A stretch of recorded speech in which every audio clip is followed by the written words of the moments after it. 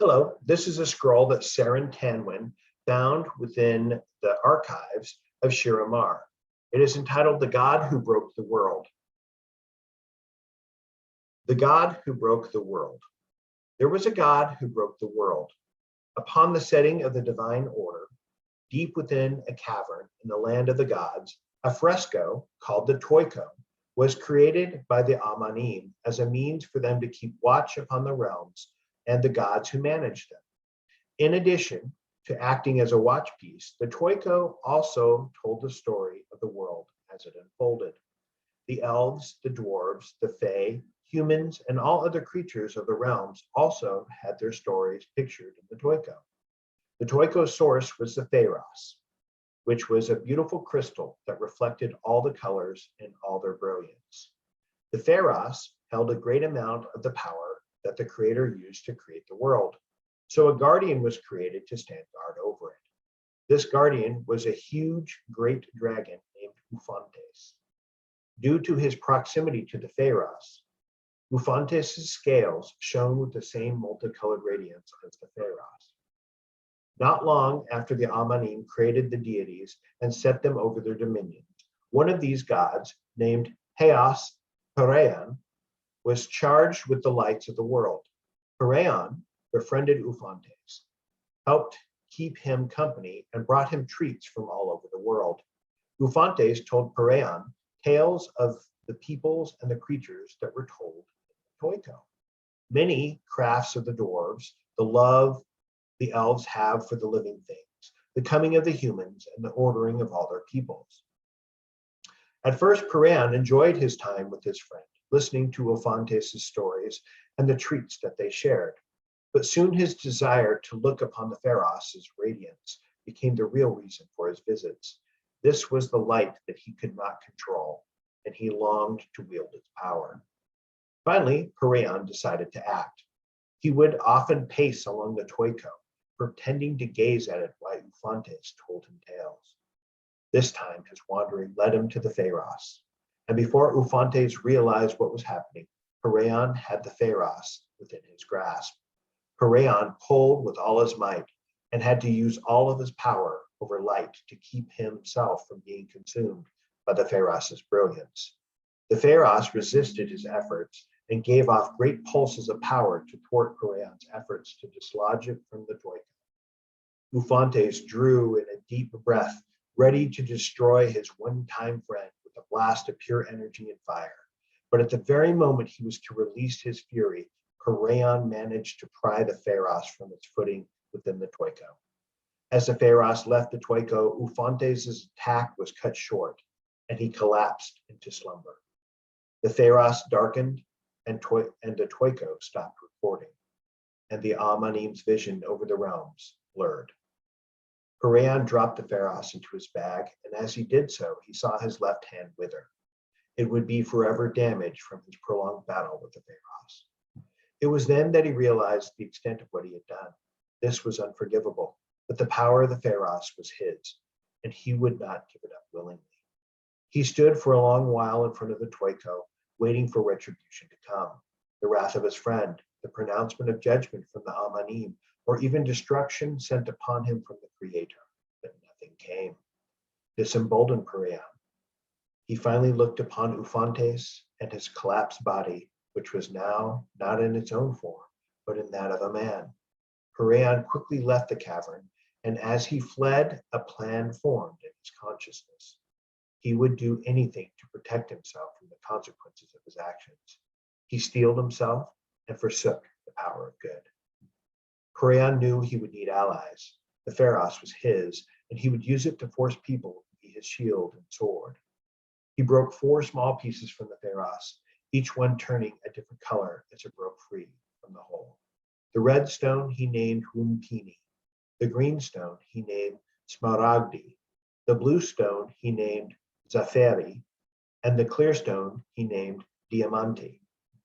The Pharos that remained continued to shimmer with different colors as before, although diminished into more of a glow rather than a radiance. His plan began to take shape. The stones had power, but not like the Pharos. Perean found that he could control the stones, and to some extent, all those who possessed them and yielded to their beauty. He corrupted the stones and set them to control each of the four races. Then he gave one of the four stones to a leader of each of the people groups that the stone controlled. The stone would allow this leader to control his own people, and Paran would in turn control the leader that possessed it. Paran's possession of the Pharos also gave him some power over the elements of Aresh, but he could not control the Pharos directly. It would give him power, but it would not yield to his desire to control it. He had his most success with the Fae, as they were the most susceptible to the Pharos' power.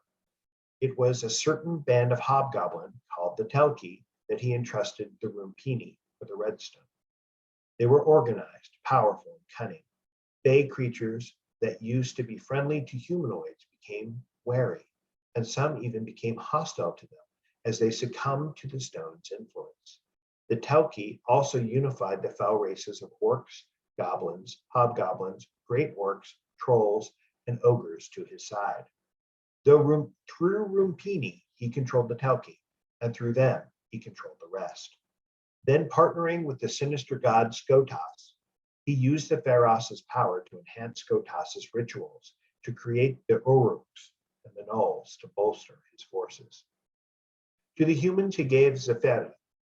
He found their desire for control to be their downfall. They would use Zephyri to control others, and when that failed, to dominate them. They formed a kingdom and built a walled city to control their people and protect themselves. They made war on others who refused to yield to their authority, and instead held to the old ways instead of succumbing to the power of the stone. These barbarians called on the kingdom of Rallian for help, and it was able to overthrow the evil men and hid the stone from those who would seek to enslave others. One such people are the Eshkatar. They hail from a large island and are mighty warriors. Their entire society is dedicated to war and to its craft. They recently heard rumors of the stone that can control people groups and have begun to listen and heed to these tales. To the dwarves he gave Smaragdi, for their weakness was greed. They used Smaragdi to improve their craftsmanship, which now gave them power to work even the most stubborn men. Their eyes turned to their work, and they cared not for the problems of the world or others, but only in their wealth of their craft and in what others would give for it. These dwarves darkened and became the Duergar. The other dwarven kingdoms had little to do with the selfish and corrupted Duergar. To the Ba'er Elohim, or the elves, he gave Diamante. Most of the Ba'er elves shunned Paran, for they sensed something not right in him. They called him Napel, the fallen. But to some of the Haor, elves that chose to live among the Balin, they believed his lies and set off with Diamante on a quest for their lady Bazio, to bring her the greatest of lights. Along the journey, the folly of their errand was realized. Some in despair, called the Abbe, fell to Napel's evil, forsook Bazio, and went to live in the caverns deep in the world apart from other elves and the light of day. Their leader, Dared, possessed Diamante and passed it as an heirloom to his family. Those who did not follow Dared, called the Sheba, persevered and continued in the light of Baziel, although they did not return to their people in the land of the gods, but instead settled among the Tehom. The other gods finally began to realize Paran's treachery. Hekphas came to the cavern to check the Toiko, to see what was leading the peoples on the path of immorality and evil. He found the darkened Toiko and the collapsed form of Ufantes. Hekphas was not able to revive Ufantes, though he was able to verify that the old guardian was still alive. Hekphas gathered the other deities together in a council. By this time, Paran was able to sway some of the other gods, which prevented the council from acting against him. And able to contact the Amanim, the gods that embraced the power of good chose to act indirectly to the peoples. They joined the Ba'er in calling their enemy Napel, and they gathered followers from all the races. Most became clerics who spread the power of good using the deity's divine power. The rest became warriors divided into monks and paladins who wielded the divine power for battle against the forces of evil. The gods that chose Nepal's path would soon follow suit, and they gathered clerics, paladins, and monks of their own. It was not long after the council that a new race was discovered. The Dragonborn fully embraced the power of good and seemed to know that Nepal was the real enemy. They swore oaths to bring him justice and sought to brighten the world that had been darkened by his treachery. I feel the end is now drawing near. Nepal is gathering his forces for a final showdown with the power of good. The Talki have amassed a massive army of foul races and plan on completely destroying all forces of good and the innocent. The only way to stop the annihilation is to gather the four stones, restore the Pharos, and then place it back into its place in the Toiko. One can only guess what will happen.